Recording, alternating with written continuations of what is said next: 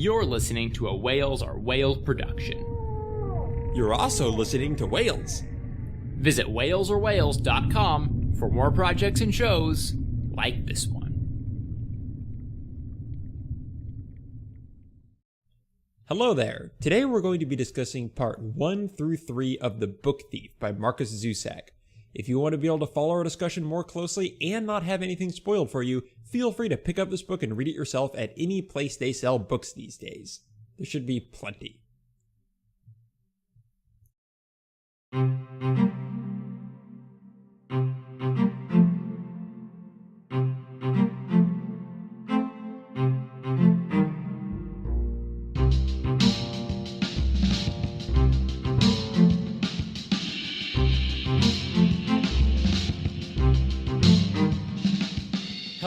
Welcome to Third Person, a podcast about sharing our love for and conversations about storytelling and fiction. I'm Bryan, your host, and joining me are my two co-hosts, one of which is my brother Steven. Hello, Steven. Hello. How many times have we been co-hosts before? I don't even know. But man, I'm excited to be here. It's episode 2. Yes. Of the podcast. Sure. And it is our first book episode for the season. Our first book ever. We've actually never read a book before. So this is going to be interesting. Learning how to read was I've never read books before. How did you graduate college? We don't like to talk about that, Abigail. Oh, sorry. I know it's a source of bad memories. And yes, you're our other co-host, Abigail. How are you doing today? I'm doing just fine. Just fine. Slow internet, but just fine. Just fine. That's good to hear. Steven, I actually never asked how you were, did I? I don't think so, but no one cares. To preemptively fill you in, I'm doing swell. Good. All right. Well, I think that's enough about that. This is actually going to be, as we said, our first time ever doing this format about books. So it's going to be a lot of experimental stuff. It's not very rigid on how we're outlining what our discussions are going to be yet. But we've got some ideas, and we're going to just keep trying things and keep what works and burn horribly anything that doesn't. I'm not really sure if we should be using it like the burning illusion when talking about books. See, I thought it was thematic. Well, it really depends what you're going for. Yeah. But either way, I think you're exactly right. We have gone through a lot of planning processes. Processes? Not really sure what the plural is for that. We'll learn that when we start to read books. Exactly. That's what happens. You learn words. That's why reading's good for you, which we probably discussed in the last podcast, which I don't actually remember anyone ever bringing up. That's a fair point. I think I said it was episode 2, so that implies episode 1. Yes, we're being subtle, yes, Abigail. I meant the comment about how reading makes you learn things anyway. Oh, okay, gotcha. Whatever. Okay, fair enough. And we kind of gone back and forth on how to actually structure this podcast, and I think what we finally decided on is just keep it loose and just talk about it, and we'll figure something out. Well, the most important thing about this whole podcast is not, that we're reading books. It's not that we're awesome people. It's not any of these very important but non-essential facts. The main thing is we just want to share our conversations about fiction. And one of the best ways we thought to do that is, all read a book and then just start talking about it. And a quick aside, no, Abigail, we can't hear any music in the background. You're good. Thank you. Anyway. That was awkward. So let's see, where was I? Oh yeah, so really, we're just experimenting with the best ways to bring these conversations we're already having to everyone in the most informative, efficient, and fun manner. So we thought a great way to start out doing that would all be reading a book together and then discussing it and arguing about, whether a period should be used there or not. So the first book we decided to go with was suggested to us by the wonderful Abigail, who happens coincidentally to be here today. Why don't you talk a little bit about why you chose this book and what this book is even about?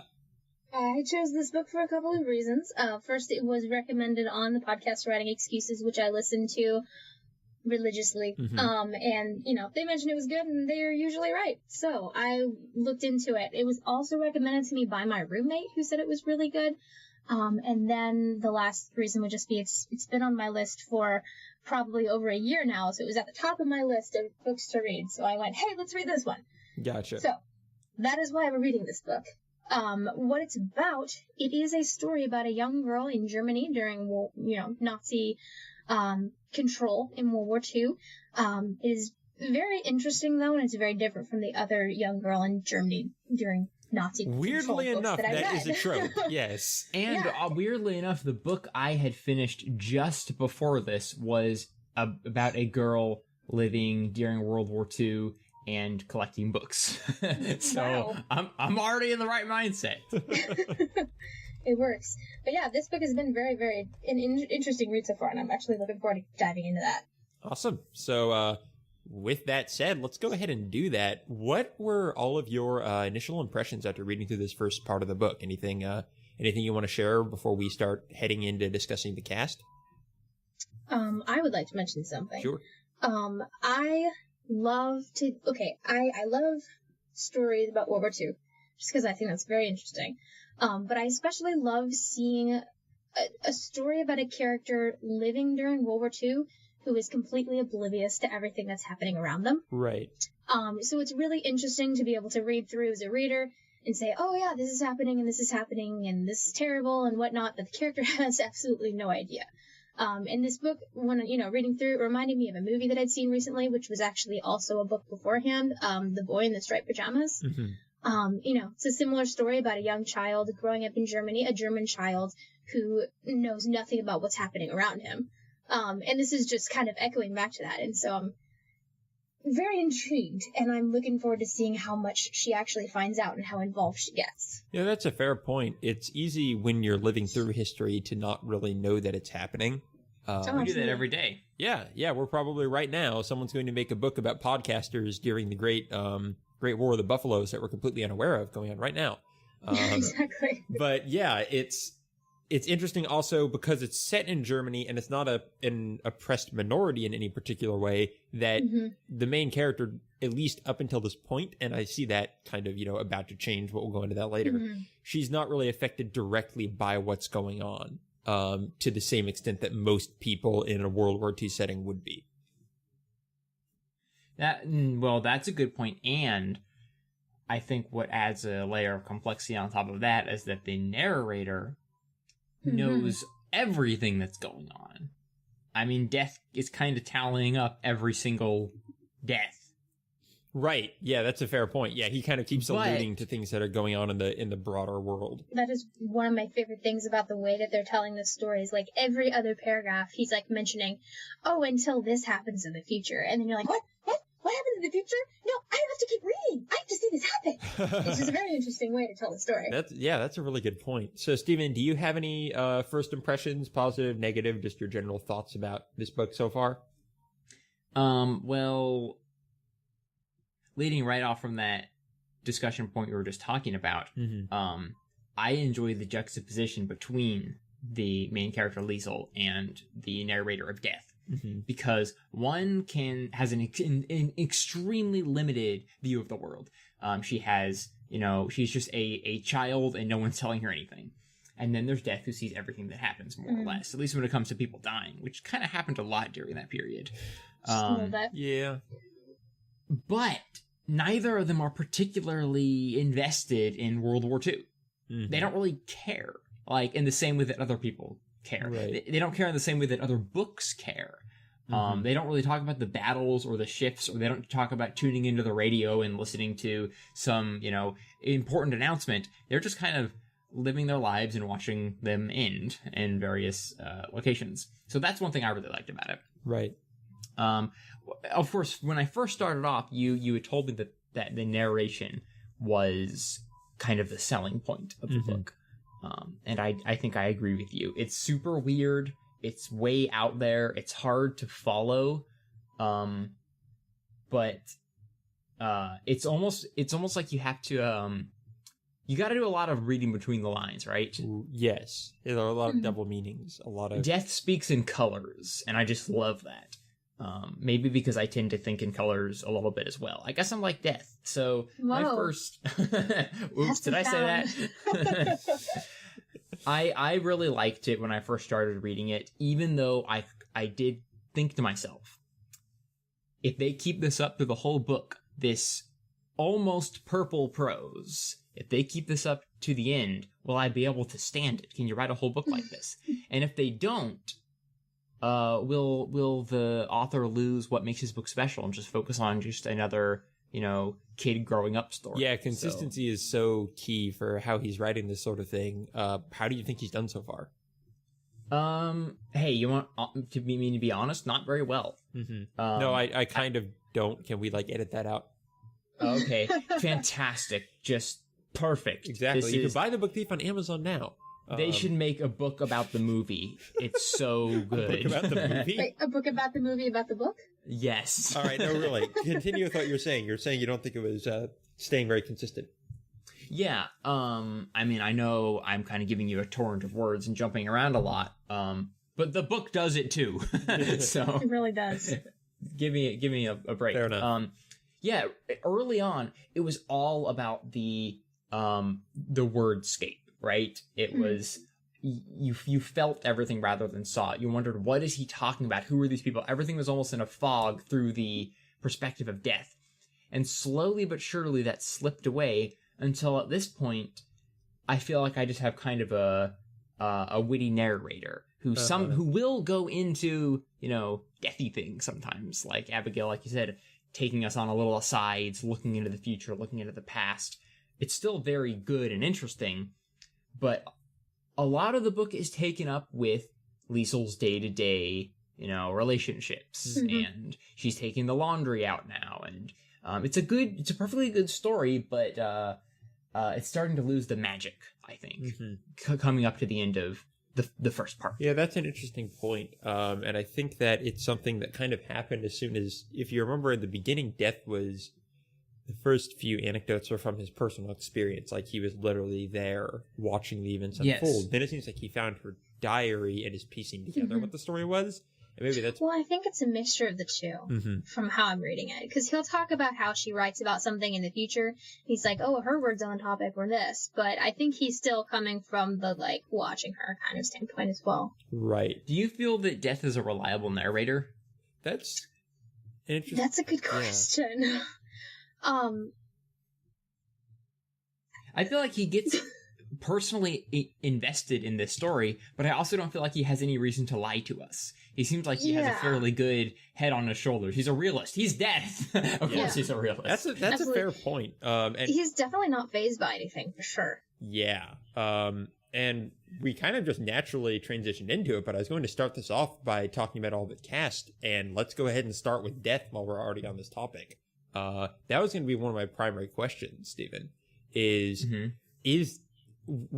Death just guessing? Did he actually see any of this? Is he omniscient? What is his actual scope of it as a narrator, or does that really matter?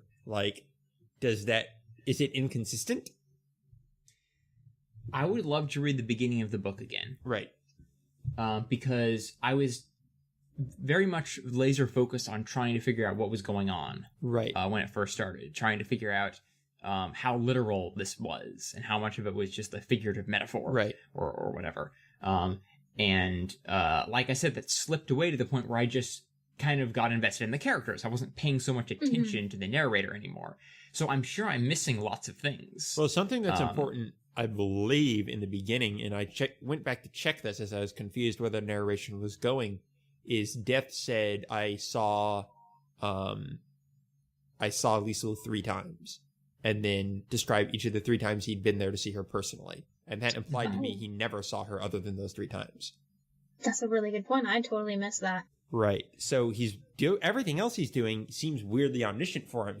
She couldn't have written this much detail in her biography. So is he making the rest of it up? Or does he have some supernatural author/death view into this sort of thing? I have no idea. And I'm notorious for just... The first time I read a book, I usually just get the story, right? I understand what is going on. I don't understand why it's going on. Second time, I pick up on the maybe some of the metaphors, some of the meanings. Third time, I start to get behind the obvious meanings and start really figuring out what there is to find. Right. But could you go read it a couple more times real quick? Yeah, okay, I'll be right back. We'll talk while you're gone.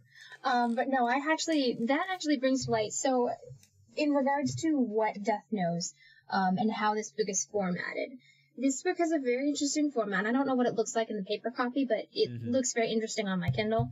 Right. Basically, every once in a while, he'll stop the story and he'll pull up like a little, like a note. It's like in bold, and it's like, you know, a conversation between Liesl and Rudy or something like that. And it'll have something just really quick snippet. And so thinking about this idea that, you know, Death said, oh, I saw her 3 times, and yet he's telling this in such detail, it brings to my mind the idea that, you know, perhaps he is reading through her diary, and, you know, the thought process of, well, what if those little snippets are from her diary? You know, just little things that she did write down, he's making up the story in between.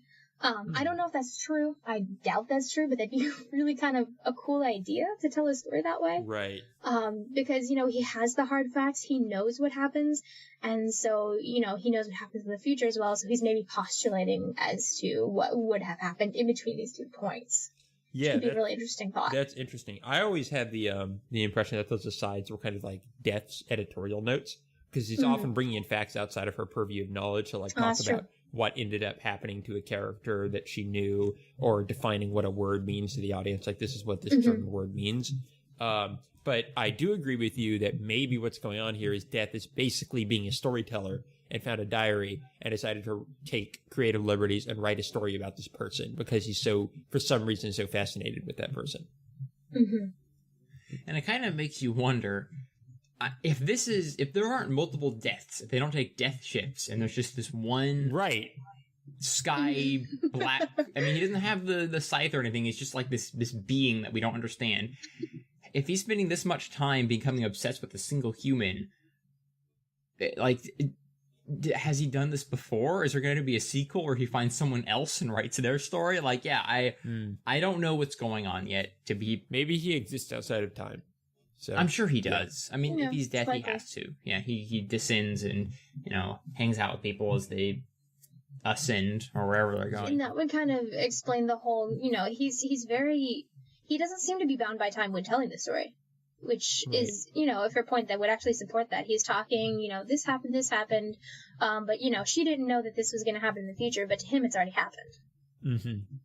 Yeah, it's unclear, we'll say, and it's not something they necessarily expect to be cleared up by the end of it. I mean, Probably not. I think he's kind of going for that sense of mystery in terms of Death's role. Death is more of a way for him to get an interesting narrative voice for this whole story.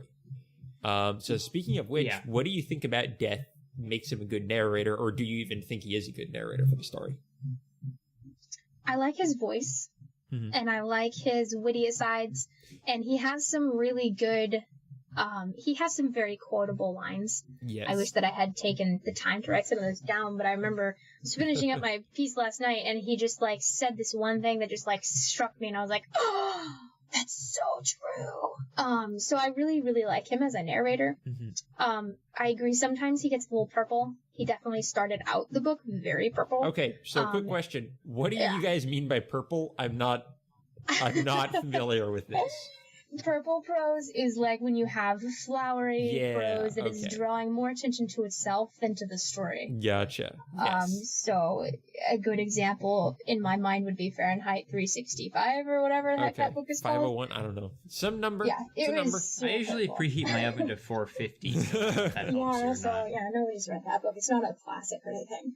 But yeah, anyways, so he starts out the book very, you know, flowery. He's like, these are my words and they are important and you should pay attention to them in the way that I am saying them. But as the story goes on, I agree with Stephen that he kind of loses that and follows Liesl on a day-to-day. And I will say that I'm personally very glad for that because I hate purple prose. So honestly, when I started the book, I was just going, oh, well, how good is, I mean, it's interesting, but how good is this really going to be? In my mind, a book is best when you can forget about the narrator and focus on the characters. But in this case, it's very much like The Hobbit, where the narrator is part of the story. And he'll say these witty things that make you laugh and remember that he's there. But then he'll immediately just go back into his, you know, normal speech, and you forget he's there again, and you're focusing on the characters. And so I kind of like that. Interesting aside, Stephen was closest. It is Fahrenheit 451. 451. Wow, that's like the didn't exact read that temperature I use to bake my oven fries. Are your books made of paper? Oh god, not your oven. Whatever. Your book's made of paper. This is so dumb. That's the whole point of the book. He's burning books. Yeah. All right, Steven, Whatever. you monster. Okay. So back to Abigail's point she was making. It's interesting because I had slightly the opposite reaction. I'm wondering if you're the same, Steven, where I was reading the beginning and I was like really struck by it. Like, I know it was kind of overly flowery, but it got my attention. And probably the thing that turns me off from books the most is when I feel like I'm just reading the same story I've read before. And it's just like, okay, I'll just wait for it to wrap up. The same plot has told me that it's that I've already been told 10 times before. This is like, especially bad with YA or something like that. Is you can see Don't this. knock YA. Well, it can be bad with it for sure. In that it's Yeah, absolutely, I agree. the same character and the same plot and the same thing you've seen before. And what I liked about that introduction of his prose is, while it may have been over the top, I had not read that before. It is not something I could have said, this is just like Hunger Games, because it's not. It was a very different way of writing and a very different narrative voice, but I think it could have gotten overwhelming later on. What do you think, Stephen? Well, I might be a little closer to you, but I also agree with Abigail in the Way sense to be that diplomatic. I agree with Abigail too, but I just don't agree with you. We're all This is a logic puzzle. Exactly. At first, I was a bit annoyed by it, like Abigail was. Uh-huh. Brian had really talked it up, and I'm like, okay, every other paragraph is awesome, but every other paragraph is just kind of too much, like getting under my skin. Like, really, just, okay, you know how to put words in an order. You can spell things correctly. I get it. But as time went on, I became a little bit fascinated with this death character. And as he started hovering around this girl, I had this sinking feeling like we were going to get less and less of death and more of Liesel. And that's exactly what happened, at the point where death is a backdrop and Liesel is by far what you're thinking about 99% of the time. And that was kind of disappointing to me, because I think death is a way more interesting character than Liesel. Liesel's good. It seems like a really good book, but like I said, I just read a World War II story about a girl who collects books, and I think that book was better, story-wise. It was called All the Light We Cannot See. Really recommend it. I'm not saying this book, these are both great books, but I think what makes this one stand out is the whole death thing, the whole narrator thing. So I would like them to capitalize on that more, to give us more of that feeling, more of those strange colors, seeing things in an alien way through this death character, not just a witty narrator. Something to bring up, I have a feeling in my mind, not anywhere else, just my mind. But no, I have this feeling that is probably going to end up playing in a little bit later. Yeah. Because right now she's still practically in the beginning of the war. And, they just did their first, book Bernie thingy, and she was there for that. And I think as time goes on, I think it's getting closer and closer to her family being in jeopardy. Because they are hinting at her stepfather, or her foster father, Hans. They're hinting at some illegal activity that he's going to be involved in the future. At least I assume, against the Nazis. Because we already know he doesn't support them. Yeah, the book is really clear that they're going to start hiding a Jew. That's going to be the plot. That's going to be the plot. And I think it's going to get a lot more interesting once that happens, because there's going to be this threat on them the whole time, and I have a feeling the Death's character is going to play up a lot more. Yeah, I hope. Or it could be, Death just gets even more caught up in the plot. We'll have to see where it goes, but I wonder if it would be interesting if the book focused a little more on making Death kind of have his own narrative arc, in terms of you understanding why this, of all people, is important to him, or maybe delving more into his psyche in terms of why this story even matters. Because, at first he kind of talks a little bit about that, and then he just goes on to tell the story, and you kind of have to wonder, why this story instead of any other story would Death be interested and invested in this? And I wonder I don't think we're going to learn about that until the very end, honestly. Yeah. Well, I think my problem with that is, then why do we have to go through a whole quote-unquote normal story about a girl who makes friends, and Rudy becomes her best friend, and she has to get along with her, her foster parents, and all this stuff that's perfectly serviceable and entertaining and sometimes heartwarming and well-written, but doesn't... I mean, maybe this could have just been a short story with more death. That is actually what most English professors say about papers. Shorter and more death. Oh my gosh, that's so true. Truism. We need to have like a truism. A little jingle or something. All that sound effect, like, ba-ding. Yeah, that's pretty good. But no, I get your point, and I think I think it's the question. The author obviously thinks this story is worth telling, and is using death as a vehicle. And I think we kind of read it as death is worth telling, and the story is a vehicle. And that's how, Stephen, I think you and I were kind of going into this book, and why we liked it more early on, is we were more invested in how the story could kind of flesh out this narrator and this interesting storytelling, as opposed to what actually seems to be happening, which is how the storyteller can kind of add some flavor to this story that he thinks is really good. So moving on to the protagonist of this story, we go into our second character, Abigail. And so let's talk a little bit about her. She, to me, seems like a very common protagonist, small girl in Nazi Germany. Her one kind of lifeline or thing she's always obsessed with is books. Does anything set her apart for you guys? And if so, what is that? I think it's that she's weird and rough around the edges. Okay. To me, it's that she'll do something completely unexpected, or something that even you will just be like, don't do that. Are you saying you wouldn't pummel someone nearly to death? Probably, like, she has an edge to her. She's been through some rough things, but it doesn't make her withdrawn. It just makes her, sometimes it makes her just angry, or gives her kind of a good sense of humor in a weird way, because she has to just kind of deal with all of these difficult or annoying people around her. Right. So I like that about her. What do you think, Abigail? I think one of the interesting things to me about Liesel is, I was actually surprised when I started the book and found out she couldn't read. And I was like, it's called The Book Thief. You can't read?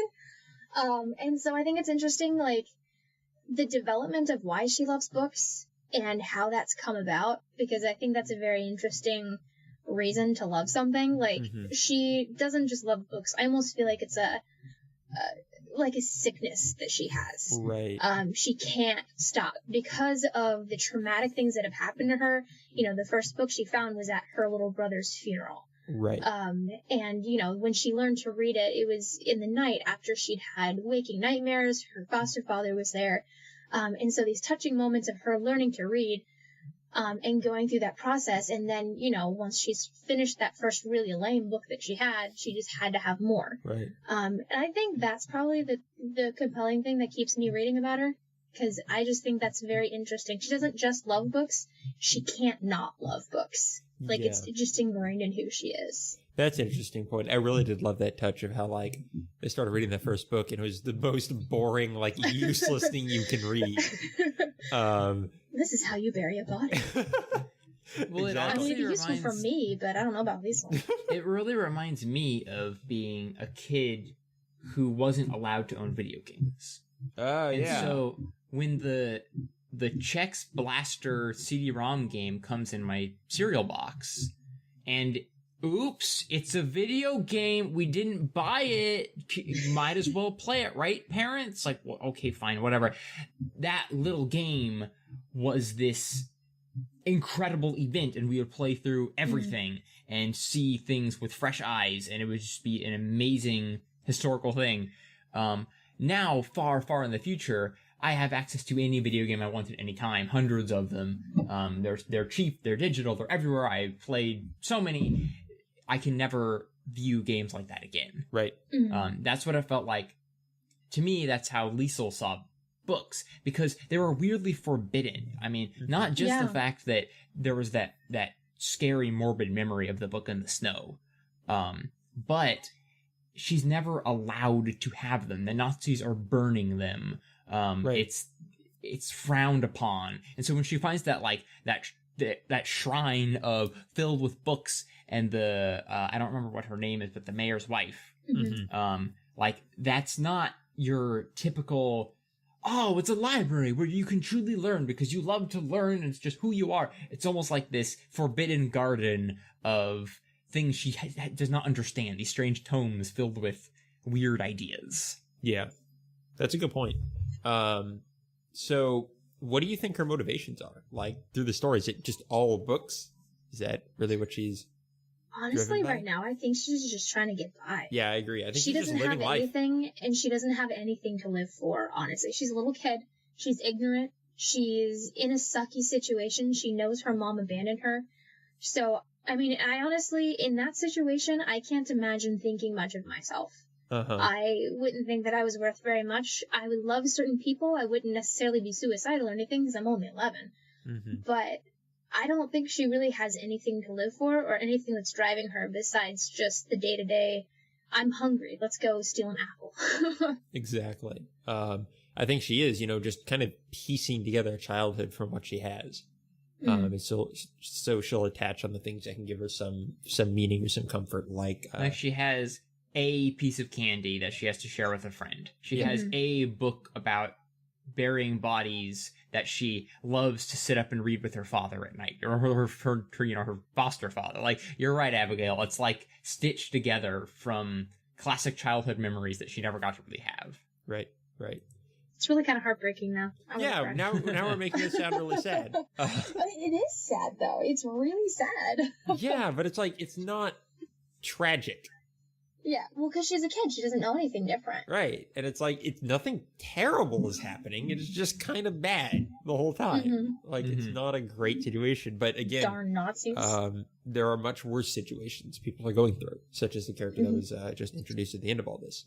Yeah, Max, right? Yes, Max. So one last thing I was going to ask about Liesel is, do you think she's changed much so far? Because it's been... It's only a third into the book. Yeah, I know. But it's been, 3 years? I've been trying to track actual time that is progressed. Yes, she definitely has. Yeah. From when we first saw her. I think she's just continuing to get more competent and more exploratory and closer to getting into true trouble. Yeah, I agree with that. I think I was just curious where you saw her arc going, and I think it's really just gaining confidence so far is really what she's needed to have, because she started with pretty much none. I don't think it's going to be very long before Liesel is no longer satisfied with her life. I think she's coming to the point where she can make her own decisions. She started out the book as a little kid, and everyone's doing everything for her. She can't do anything. But now she's going off on her own. She's making her own decisions. She's not always making the right decisions. Right. She still obviously has some kind of a conscience that's guiding her. But I think it's interesting in that she is definitely growing up. And her ability to comprehend the world is changing with her age, which is really nice to see. Gotcha. And okay, so do you guys think Liesel makes a good protagonist? Yeah. I mean, I'm not like... Protagonist of the year? It's not protagonist of the year. The protagies. She's not going to win the protagies. She's still in the first half of the book where it's reaction. We have not hit the midpoint yet, so there's really no driving forward anything yet. Right. So I can't really answer as far as how good of a protagonist she is right now. Yeah. So I agree with Abigail. I think she has room to grow, but maybe that's what bothers me about it. I've just read so many stories where you just have to trudge through the semi-interesting, really long-winded childhood adventures. Yeah, even some of the best books. I remember a particular book, Stephen. It was Patrick Rothfuss's books. What was that first one called? Was it Name of the Wind? Name of the Wind. That was the first one? Okay, yeah. It tricked you. You by, and it's like, oh, how clever. It made you think it was going to be boring, but it wasn't. That's not clever. That's just boring at first and then not boring. Yeah, it went on forever.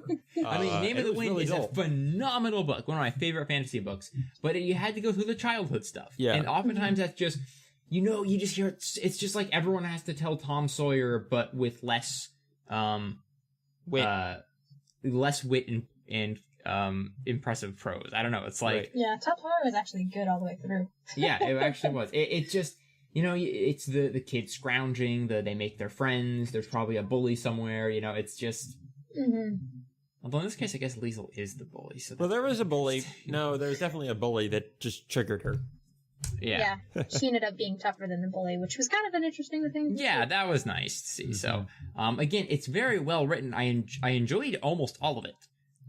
Well, to me, it continues to go back to I enjoyed like the storytelling more than the story so far, and I think Liesl's an extension of that. Is the way she's framed and the way he Death brings in elements and talks about the way she's thinking and alludes to certain things to me is more interesting than a child is growing up in Germany during Nazi occupation, or not really occupation, but Nazi. Yeah, if Death wasn't there, for sure it would be super boring. Yeah, so I think she could be a better protagonist then, because think of how good the story would be if it was a great story being told by Death instead of just a kind of passable story.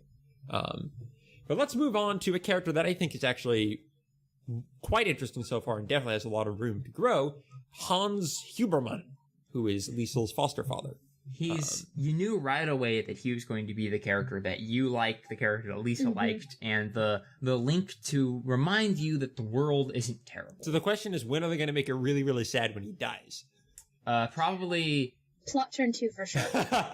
Near the end of the second part. Oh, I'm sorry, Pinch 2. Excuse me. Is he going to get... Pinch 2, right after the midpoint, it's going to be in, like, the transition from Act 2 to Act 3, Hans is going to die. It's because he's going to be away from home and sending letters home because he's out in the military now? Is he going to get drafted? I don't think he's going to get drafted. He's old. Would he join up for some reason, though? Who knows? There are lots of things here's the thing. Hans Huberman has applied to the Nazi Party several times now, and they are not accepting him. That's a good point. And we don't know why yet, but we know that everyone knows that he will never be accepted. And that's really interesting. I love seeing the social Nazi pressures around there. I find that whole thing of just everyone, being like, come on, it's progress. It's the thing to do is to be a Nazi. If you're not a Nazi, you're kind of ostracized, which is kind of the opposite today. If you're a Nazi, I'm sorry, you're going to be kind of ostracized. Well, see, something that's interesting to me, bringing that up, like the social aspect of it, just seeing how the characters interact, like when the kids walk in someplace. They went in to get their candy, and the lady wouldn't serve them until they, Heil Hitler. Yep. And I'm like, oh, that's weird. They did that before they talked to anyone? That's so strange. Right. Like, I never would have thought of that. So I do like seeing that personal touch there. I totally agree. So what do you guys think of Hans? Do you like him? Oh, of course you like him, but do you think he's a good character? He's a very good character. Yeah, I agree. He's super compelling. He has quirks. I like that he's very selfless in that he's trying to teach his foster daughter, of all people, he's trying to teach this girl who's not even related to him how to read, and he himself can't read past the 3rd grade. Right. That was so good. It's a lot of, undefined moments like that I think make Hans a good character. Yeah. He's not just cut and dry. He isn't half this or half that. He isn't like this or, alternatively, like that. Right. He is smart, but not, intelligent, not educated. Intelligent. He's not educated, but he can read, but only to a certain point. If you talk about the story being colors, he's a lot of grays.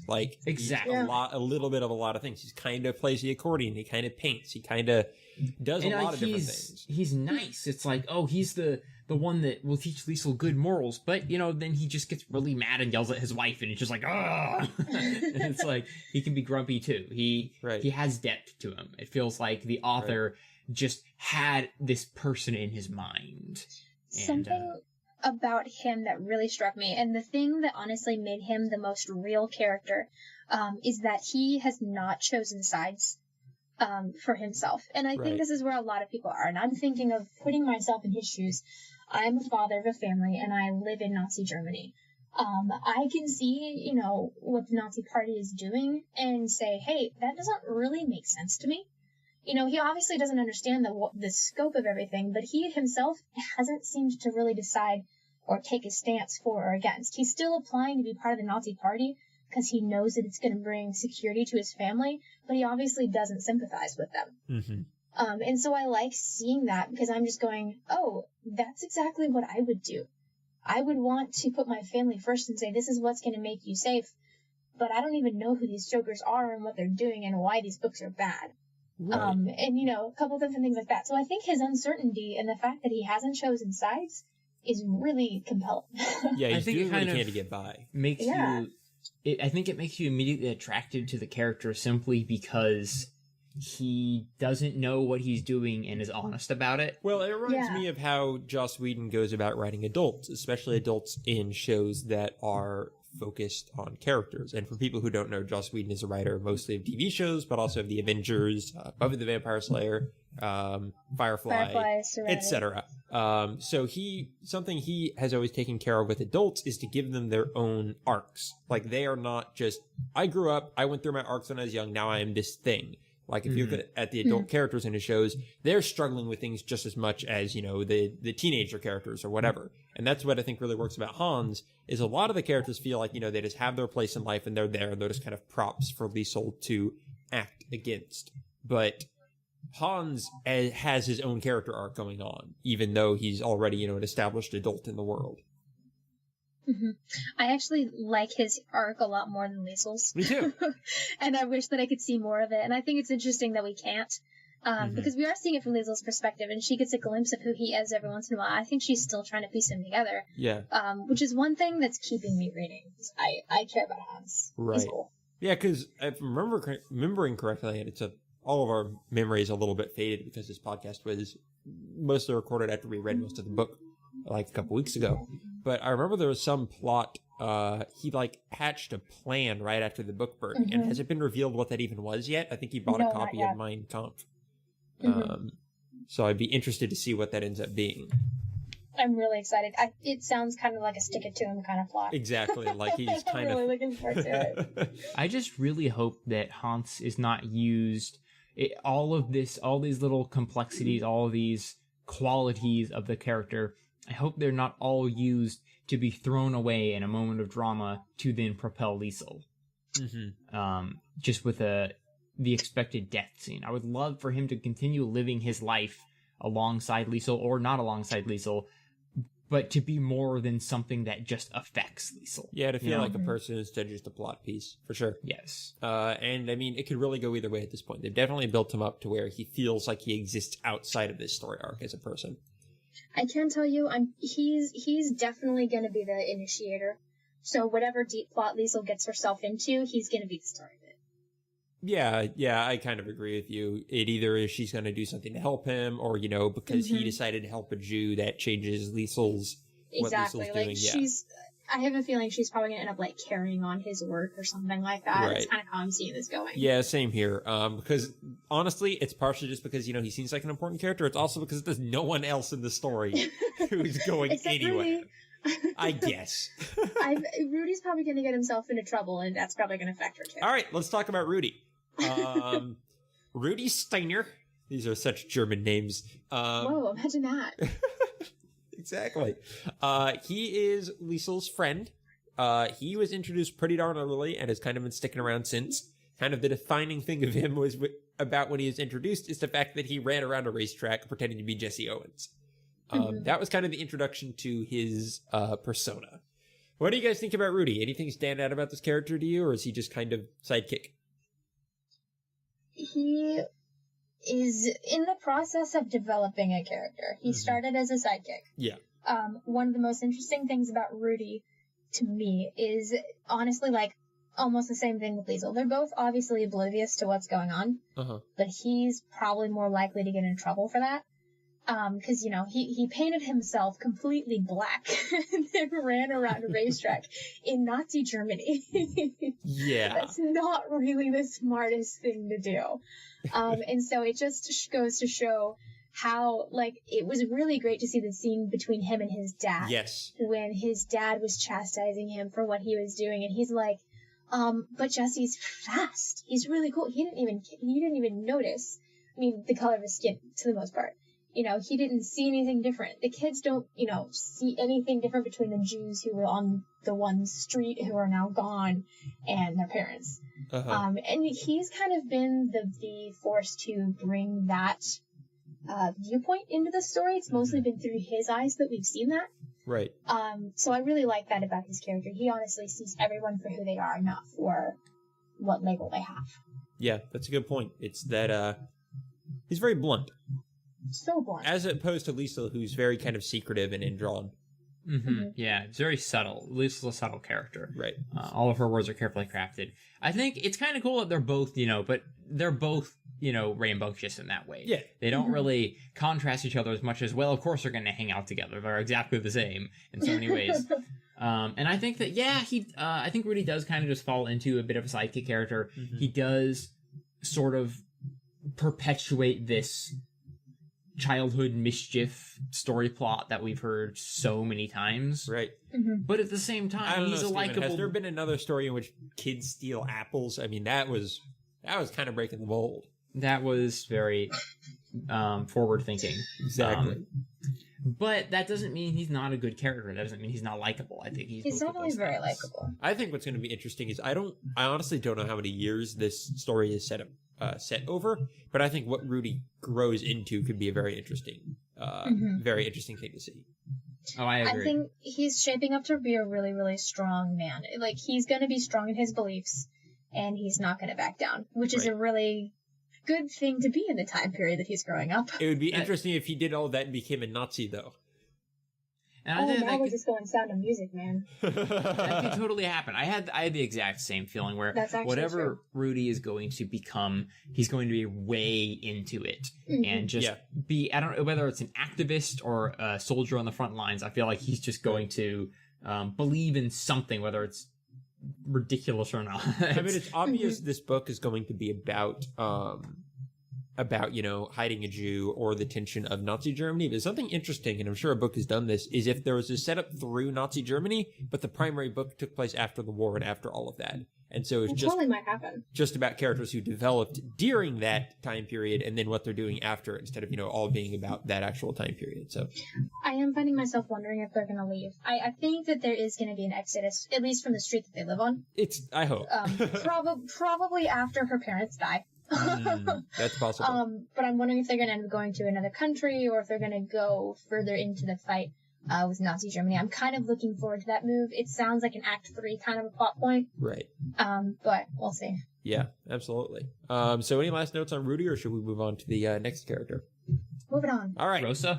Rosa. I literally had nothing to say about Rosa. Who's Rosa? Foster mother of Liesl. Oh. Yeah, I'm I have nothing to say too. Okay. She's just kind of there. Yeah. She really is. I don't care She's about mean. her. I'm going to keep this clean and not call her what I was going to call her. Oh, wait, what's the word she uses? I don't want to look it up, but... Yeah, we'd go on explicit if it was in German. Yeah. I mean, she's... she's a foil, I guess. She's a... Yeah. I mean, she's definitely a foil to Hans in terms of being the opposite personality type. Yeah. When characters are like that, I always want to see, how and why they got married in the first place. Yeah, she reminds me, I don't know if either of y'all ever read the Harry Potter series. Oh, yeah. A little bit. She is so much like Aunt Petunia that I can't even stand it. Yeah, it's just that it's continuing that trend of orphan with step parents. It's like... That's something I appreciated about Hans, is I know there's kind of two ways to go, which is both mean step parents or one of your step parents is nice, but I was really appreciative that they made one of the step parents relatable and not just Lisa living with horrible people. Yes. Which is one direction they could have taken it. Well, something you do notice about Rosa, though, she is mean and she beats her and she, does whatever she does, but she also cares about her deeply. Yeah. Which is interesting in that just the way that she shows her affection, and you can see that how she relates to everyone. She calls her husband terrible names all the time and always breaks him down. And she kind of does the same thing to Liesl, but she's also slaving away, caring for her. She's the one who took her in the first place. Yeah.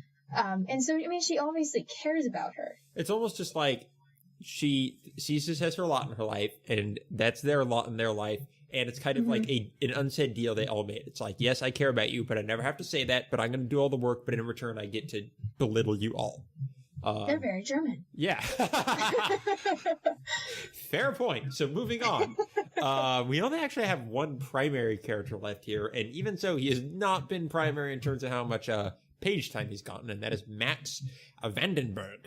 And he is the Jew who has been in hiding and is just now at the end of this first act here arriving at the at the house.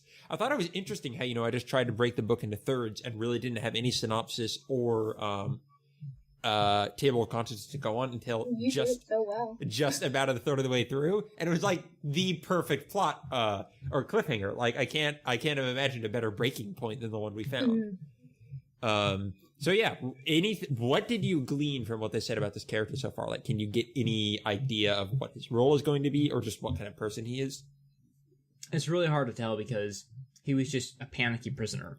Yeah. So I don't know if that's his personality type or if that's just what he was driven to in captivity. There is that interesting line near the end where he is self-aware of his role to know enough that when he's coming here, he's basically making these people, making their lives incredibly difficult, and then just decides to go in anyway. The guilt that he felt. Yeah. It kind of reminds me of The Fault in Our Stars and the famous grenade line. Oh, yeah. Where it's like, you know that you're going to be a huge burden and possibly ruin the lives of people around you, but you just need help. And if they're going to help you, then okay. Okay. So there's Are not we all really... in love with each other? What? Yeah, No. apparently. Plot twist! People should read Fault in Our Stars. We talked about it too much, so we're not probably ever going to do an episode on it, but it's a good book. Yeah, I'm So pretty good. sure if anyone's listening to this, they've at some point read or watched The Fault in Our Yeah, Stars. not if Cameron's listening to this. Hello, Cameron. Are you listening to this? Hi. You haven't. Go do that. Anyway, so anything left to say about this guy other than we're interested to see where he's going? One thing I want to say about him, which is less about him and more about the plot structure, Sure. I wish that he had been introduced 50% earlier. Yeah, it was a little bit rushed. Yeah. Well, I mean, it wasn't even rushed, like, introducing him. He's interesting. Yeah. I care. I've had so much trouble getting through the first part of this book. Like, I mean, it's not been that hard. It's not like it's a hard read, but I just have other things vying for my attention right now in life. And so a book that can steal me away from everything else that's important, that's a good book. That's a fair This point. book has not done it so far. Yeah.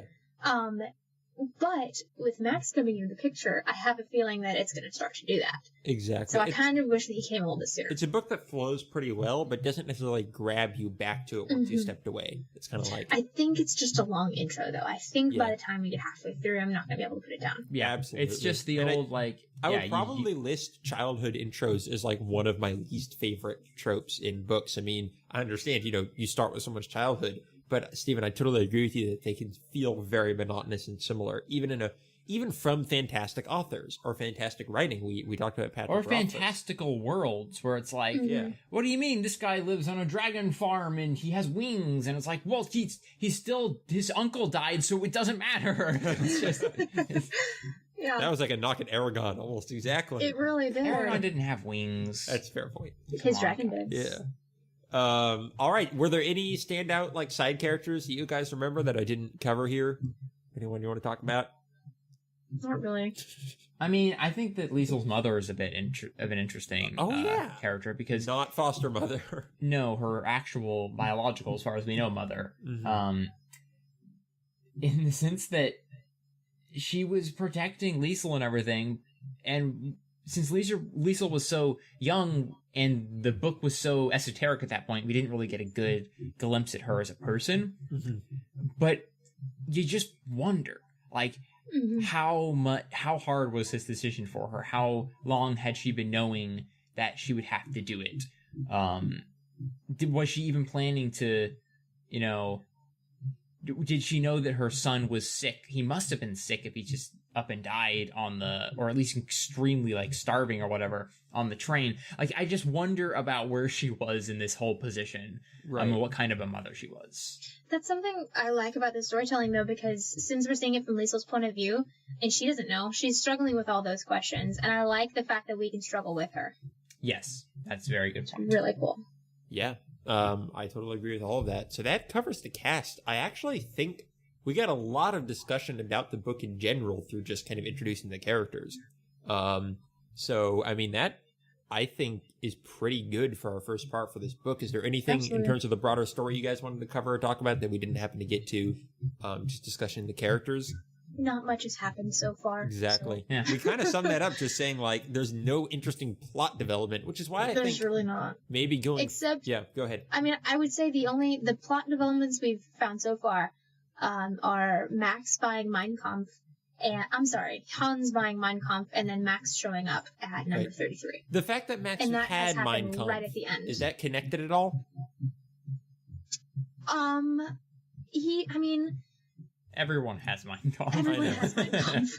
That's kind of my thought. My thought is, well, if he has Mein Kampf on him, he's trying to act like a German. Oh, yeah. And he's obviously hiding his things in the copy of the book, which is interesting. So, I mean, I have a feeling it's just a protection thing, but maybe it's something else. I don't know. I just didn't know if, like, Hans sent him that copy of Mein Kampf, but I don't know. I mean, they're going to be connected. They'd obviously made a point to say that they both had it. Yeah, exactly. So we'll see where that goes. But, yeah, I agree with you that I think maybe even going in the forward is, like we said, in most books, Act 1 is really slow. So it might be helpful for us, to typically in Act 1 of our podcast, focus our time on introducing all the cast and talking about them, because that's typically the most interesting thing you have going on during a book's first act. So yeah, that makes a lot of sense. Steven, nothing from you or anything you wanted to talk about? Nothing we haven't already talked about. Exactly. I'm looking forward to seeing what comes up next. If it's just going to be more of the same, it's going to be tough to get all the way to the end. Yeah, I mean, I think go ahead. And just to finish that thought, I think we need Death to play some kind of interactive role in this story. I need to hear him tell me what color the sky is, for crying out loud. Well, if I remember correctly, and that's difficult because, again, he isn't there for any of this, which is probably a large reason his prose is starting to... Yet he's writing the whole book. He's always there. Right. But I'm trying to think, in the beginning, he outlined the 3 times he saw her. And we haven't gotten to the next 2 yet. So maybe one of those is coming up, and will be a big turning point for the story. How much do you want to bet either the second time he saw her is because he's taking away Hans? So, okay, and the second time it's a plane crash. Plane crash, okay. Yeah. We'll have to go back. What were the 3 times that he saw her? So, the first time was when her brother died. The second time was a plane crash, and the third was like a red sky, like I think it was a village after a battle. Or the war came there. That could be right. I have a feeling he's going to see her once each act. I agree. And I think the second End of Act 2 is going to be the second time. The plane crash could be Hans dying on the plane crash. Totally could. Could be. So we will see. I mean, we have it out for Hans, as you can tell. We just have a mark for death. Well, I mean, he's nice. He has to go. Who is getting involved in, like, Jew rescuing, and he doesn't like Hitler. Yeah, he is painting a pretty big target. His days are really painting. Because he's a painter. Okay, nice. Sorry. Yep, that'll do it. We're not going to reach that high again on this podcast. So. That's it. That was the best part. Go ahead. Let's finish things out here. So yeah, next time. Oh man, I should have gotten the exact page numbers. Foolish me. For what we're reading next time, I'll go ahead and just edit those in at the end because I don't want to find those right now. But yeah, I'll give you, it's going to be the next third of the book, which I will have to go and parcel out real quick. Hello, this is future Bryan. I did my homework, and we are going to be reading parts 4 through 6. That is all. Carry on with the show. Have a good time. Have a good life. Have a good new year. Yeah. Bye. And we'll be reading that, but that will be 2 weeks from today. Next week is going to be another bookmark episode where we just talk about whatever the heck we want to. And yeah, this has been fun. Thank you both for joining me. You're welcome. My pleasure. And anyone who's interested in following us further, you can find us on Twitter at For the Love of Books. You can email us at For the Love of Books. Sorry, this is old stuff. I was about to say it was just in my show notes. I don't think that word means what you think it means. This is just in my show notes.